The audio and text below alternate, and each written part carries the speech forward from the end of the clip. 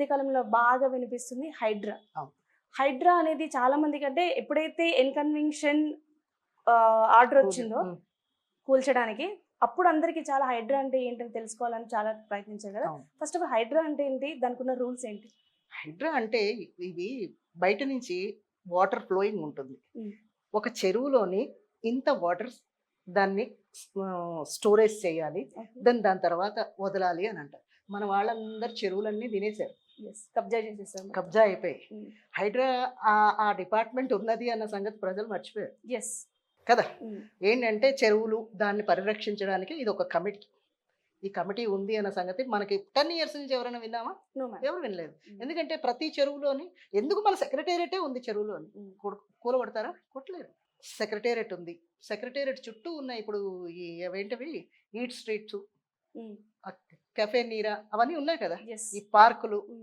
తర్వాత మన ఖైరతాబాద్ ట్రాక్ ఏదైతే ఉందో ట్రాక్ కూడా హుసేన్ సాగర్ లోపల నుంచి బ్రిడ్జ్ ఉండేది, ఇటు పక్కకు కూడా వాటర్ వచ్చేసి. మరి అక్కడ ఎక్కడున్నాయి? అవన్నీ ఇళ్ళే. పర్మిషన్ ఎవరు ఇచ్చారు? మున్సిపల్ ఇచ్చింది. ఇరిగేషన్ దగ్గర వాళ్ళ దగ్గర నుంచి అన్నీ వస్తేనే కదా మీకు లోన్స్ అప్రూవ్ అయ్యింది. ఇవన్నీ అప్పుడు ఆపాలి. ఇప్పుడు సాధారణ సగటు మనిషి ఇల్లు కట్టుకున్నాడు, వాడి కళ అనమాట ఏంటి, హైదరాబాద్ లో నేను సొంత ఇల్లు కట్టుకున్నాను అంటే వాడికి పెద్ద డ్రీమ్ అచీవ్ అయినట్టు. ఇప్పుడు మధ్యలో వీళ్ళందరూ ఏదో ఇప్పుడు వచ్చేసి వాళ్ళు ఎవరో ఆక్రమించారు, కొట్టేయండి, పెద్ద పెద్ద బడా వాళ్ళందరినీ కొట్టేయండి, వాళ్ళకి ఏం నష్టం లేదు. కానీ సగటు మనిషి అనేవాడు, వాడు ఇందులో ఉంటున్న వాళ్ళవి కొట్టడం అన్యాయం. ఫస్ట్ ఆఫ్ ఆల్ పర్మిషన్ అనేది వాళ్ళ పరిధిలో ఉంటుంది కదండి. అదే తీసుకున్నప్పుడు పర్మిషన్స్ అన్నీ ఉన్నాయి, వాళ్ళకి అప్రూవల్స్ ఉన్నాయి, మున్సిపల్ అప్రూవల్స్ ఉన్నాయి, లేఅవుట్స్ ఉన్నాయి, రెవెన్యూ పరంగా ఉన్నాయి, ఇరిగేషన్ పరంగానూ ఉన్నాయి. అలాంటిది మరి వాళ్ళందరినీ ఏమి అనకుండా ఆ ఆఫీసర్స్ని, ఆ డిపార్ట్మెంట్స్ని వాళ్ళందరినీ ఫస్ట్ శిక్ష వేయాలి. వాళ్ళు ఎందుకు ఇచ్చారు ఈ పర్మిషన్? వీడు డబ్బు కట్టుకుంటున్నాడు, వీడు ఇప్పుడు ఇల్లు కూలగొట్టేసి వెళ్ళిపోతారు వీళ్ళు, కానీ వీడు లోన్ మాత్రం కంటిన్యూ అవుతుంది, వాడు విత్డ్రా అవ్వడు. అంటే మేము భారతదేశంలో పుట్టినందుకు మనకు నష్టం ఏంటంటే ప్రతి దాంట్లోని మనం ట్యాక్స్ పే చేస్తున్నాం. ఒకసారి ఇన్కమ్ ట్యాక్స్ పే చేస్తున్నావు, అదొకటే కాదు, నువ్వు సబ్బులోని, పంచదారలోని, పేస్ట్లోని, అన్ని చీపురు కట్టల్లోని, అన్నింటిలోని ట్యాక్స్ పే చేస్తున్నావు. మళ్ళీ ఇల్లు కూలగొట్టేస్తే ఇంకెక్కడ బతకాలి వీళ్ళు? ఏంటంటే నార్మల్ పీపుల్ ఎవరు ఉంటారో వాళ్ళకి ఇది మాత్రం చాలా అన్యాయం.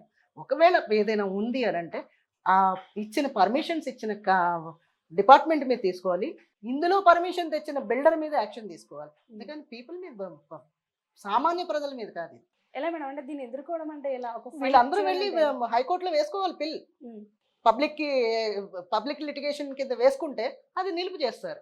అంతేకాని అది ఇక్కడ ఉంది అక్కడ ఉంది అని అక్కడ అరిస్తే ఎవరికి వినిపించదు. ఆ బుల్డోజర్ సౌండ్లో ఎవడు వినడు, వచ్చాడు కొట్టేశాడు వెళ్ళిపోతాడు, అంతే కదా. ఇప్పుడు మనం ఒక దాంట్లో చూస్తే రేవంత్ రెడ్డి గారు చేస్తున్న పని మంచిదే అనిపిస్తుంది. ఎందుకంటే చెరువులు లేకనే మనకి వరదలు వస్తున్నాయి. ఇప్పుడు వర్షాలు లేవు కదమ్మా, వర్షం కనుక మనకి ఎప్పుడు పడిన అంత రేంజ్లో వర్షం పడితే కనుక హైదరాబాద్లోని సగం లోతట్టు ప్రాంతాలే ఉన్నాయి, చెరువుల మీదే ఉన్నాయి. అందులో వీళ్ళు కూలగొట్టకుండానే అన్ని ప్రవాహంలోకి వెళ్ళిపోతాయి. హైడ్రా రానక్కర్లేదు, చెరువులోనే వెళ్ళిపోతాయి. మొన్న ఒక న్యూస్ చూసారా, మొత్తం ఒక బిల్డింగ్ అంతా కూడా 3 CR పెట్టి మొత్తం అందంగా కట్టించుకొని గృహప్రవేశం చేసే 2 months కాకముందే ఇల్లు అంతా కూడా మొత్తం అదే విల్లాస్, ఎవరికి చెప్పుకోవాలి విల్లాస్ అవి, అదే కోకాపేటలోనే ఎక్కడ చెరువుల్లో కట్టేశారమ్మా. బిల్డర్స్ కి మీరు రేరా అప్రూవల్స్ ఇవన్నీ ఎక్కడి నుంచి వస్తున్నాయి అంటే అక్కడ అన్ని కిందకి వెళ్ళిపోయి కోట్లలోని వ్యాపారాలు జరుగుతున్నాయి. ఆ తర్వాత సామాన్యుడు వచ్చి 3 కోట్లు 2 కోట్లు వాళ్ళకి తగ్గట్టు వాళ్ళు కొనుక్కుంటున్నారు. వాళ్ళు కొనుక్కున్నారు, వాడేం కోటీశ్వరుడు కాదు, వాడు ఈఎంఐలు పెట్టుకుని కట్టుకుంటున్నాడు. ఇలా కొనుక్కున్న వాళ్ళు ఎవరు కోటీశ్వరులే ఉండాలని రూల్ ఏం లేదు. ఈఎంఐస్ పెట్టుకున్నారు, ₹1,00,000 లేకపోతే 50,000 కట్టింగ్లు పెట్టుకుని పాపం పిల్లలు కష్టపడి తిండి తినక ఆ ఈఎంఐస్ కట్టుకుంటున్నారు. సో వీళ్ళ మీద మనం చూపించకూడదు.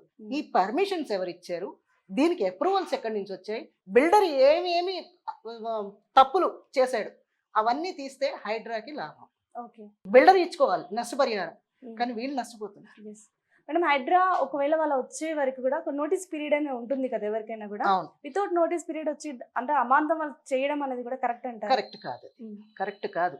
ఇప్పుడు పబ్లిక్ అదే ఎస్. అంటున్నారు. హైకోర్టు కూడా స్టేట్మెంట్ ఇచ్చింది. పబ్లిక్ కి నోటీస్ ఇవ్వకుండా, ఎటువంటి నోటీసు ఇంటిమేషన్ ఇవ్వకుండా మీరు ఇల్లు విరగొట్టడానికి పర్మిషన్ లేదు ఓకే. అని హైకోర్టు కూడా ఇచ్చింది ఓకే. స్టేట్మెంట్. ఓకే. సో అది తప్పే. వీళ్ళు నోటీసు తీసుకున్న వెంటనే అక్కడ అరవడం కాదు, మీరు వెంటనే కోర్టుకు వెళ్ళండి, కోర్టుకు వెళ్ళి వేయండి.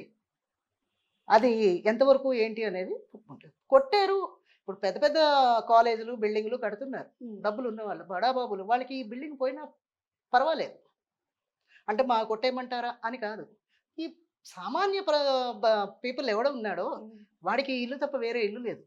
వాళ్ళు కోర్టును ఆశ్రయిస్తే న్యాయం జరిగే అవకాశం ఉందంటారా మేడం? అంటే ఎంత అవకాశం time పడుతుంది? ఉందో లేదో తెలియదు. ఫస్ట్ మీరు కోర్టుకి వెళ్ళారంటే నిలుపుదల ఉంటుందమ్మా, టైం పడుతుంది, కానీ ఫస్ట్ నిలిపేస్తారు.